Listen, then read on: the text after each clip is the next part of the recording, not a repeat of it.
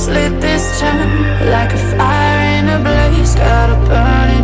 bien, salut tout le monde, c'est Matéfin. On se retrouve pour le résumé du Grand Prix d'Autriche MotoGP 2018. Il s'agit là de la 11e manche du championnat du monde. Le filtre sombre sur la vidéo est là pour contourner les droits d'auteur de YouTube.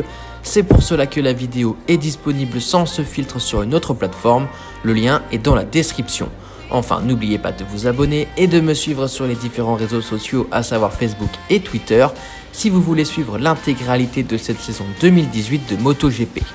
Les Ducati sont revenus forts en République tchèque avec un beau doublé. Elles le seront sans doute encore plus ici en Autriche, sur un circuit qui leur convient parfaitement.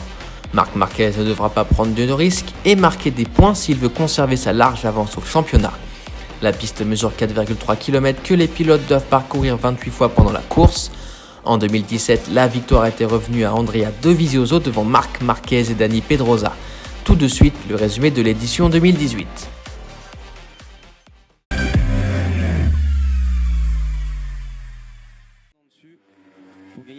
À la fin du premier run de la Q1, Alvaro Bautista et Bradley Smith étaient les deux hommes provisoirement qualifiés pour la Q2.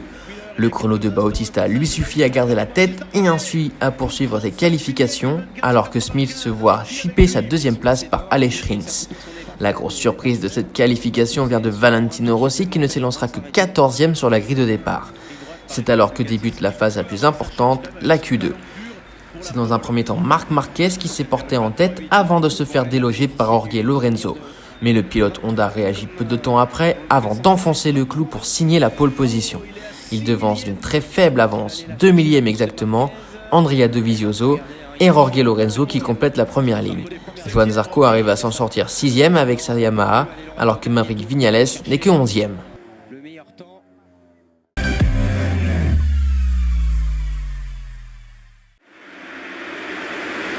va voir également si Johan Zarco a pris un bon départ. C'est une Ducati, c'est Dovizioso qui vire en tête.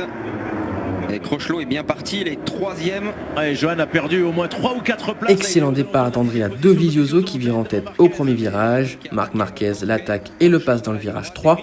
Mais les deux pilotes se gênent, ce qui permet à Jorge Lorenzo de prendre les commandes. C'est pas bien parti la différence de Marc Marquez qui veut prendre le commandement. Il a failli se faire percuter. Et c'est la deuxième Ducati qui en profite effectivement, c'est Jorge Lorenzo. Derrière aussi il y a Bautista, il me semble, qui a perdu énormément de place. Et regardez, du coup, Rins en a profité, il est 3e maintenant. Eh oui, il essaye effectivement l'Espagnol avec sa Suzuki. Voilà, ça frotte. Dans le deuxième tour, Marc Marquez reprend ensuite la tête en passant Jorge Lorenzo dans le virage 3. Si ça va bien passer, il a gêné Lorenzo en plus. Dans le cinquième tour, Marc Marquez augmente le rythme, les écarts se creusent. C'est déjà presque compromis pour Cal Crutchlow et pour Danilo Petrucci. Dans le sixième tour, Valentino Rossi continue sa remontée en passant Johan Zarco pour le 9e rang. Dans le 10e tour, l'Italien passe ensuite Alex Espargaro pour la 8e place. Il remonte bien. Dans le 12e tour, les deux Ducati se gênent, ce qui permet à Marc Marquez de prendre de l'avance et ainsi de l'augmenter à plus d'une seconde. Alors que Iannone vient de redoubler Nakagami pour la 16e position. Dans le 15e tour, les Ducati commencent à remonter sur Marquez, l'écart descend alors. Ducati, en revanche, il est pratiquement au contact là, Lorenzo. Ah non, ça les fait pas sourire et il y en a un qui doit bouillir. Difficulté. Dans le 18e tour, Jorge Lorenzo se retrouve désormais dans la roue de Marquez. Large. Et du coup, Dovizioso, là il va être en mesure, le Dovizioso normal. Le tour suivant, le Mallorquin passe Marquez pour reprendre la tête, mais pour une ligne droite seulement, alors qu'Andrea Dovizioso se loupe un peu et perd beaucoup de temps. Lorenzo passe ensuite Marquez dans le dernier virage. Alors là, attention, Lorenzo, il lui reste 10 tours, va-t-il être capable de s'échapper? Marquez le sait, oh là, là c'est limite. Bon, nouvelle attaque de Marc Marquez, non, il n'y est pas allé finalement, si elle a accélération sur le Mallorca pour reprendre le... Il est devenu très fort dans ce partiel, et d'ailleurs il attaque Marc Marquez dans l'avant-dernier virage du circuit. Allez, il est passé, et Dovizioso en 3 ans, c'est sa plus mauvaise place pour l'instant, 3e. Dans le 24e tour, Andrea Dovizioso lâche prise sur les pilotes de tête.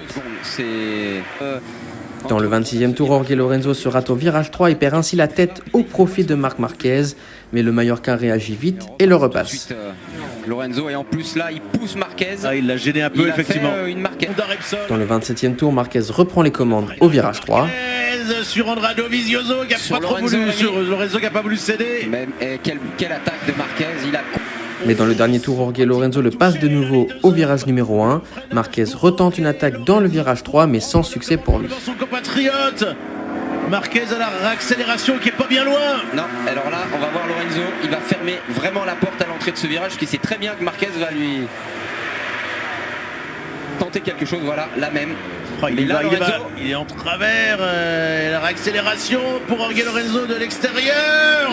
Vous avez vu Et finalement à l'arrivée, Jorge Lorenzo s'impose pour la 3e fois cette saison et devance Marc Marquez et Andrea Dovizioso.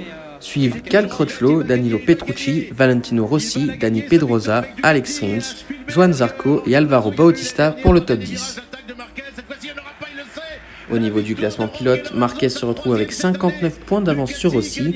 Jorge Lorenzo se retrouve 3e, 1 point devant son coéquipier Andrea Dovizioso. Au niveau du classement par équipe, Honda Repsol est en tête mais avec seulement 8 points d'avance sur Ducati. Yamaha est relégué en 3e place à 4 points de Ducati. Et bien voilà, c'est la fin de cette vidéo, j'espère qu'elle vous aura plu. Si c'est le cas, faites-le savoir en commentaire et laissez un pouce bleu. Abonnez-vous si ce n'est pas déjà fait.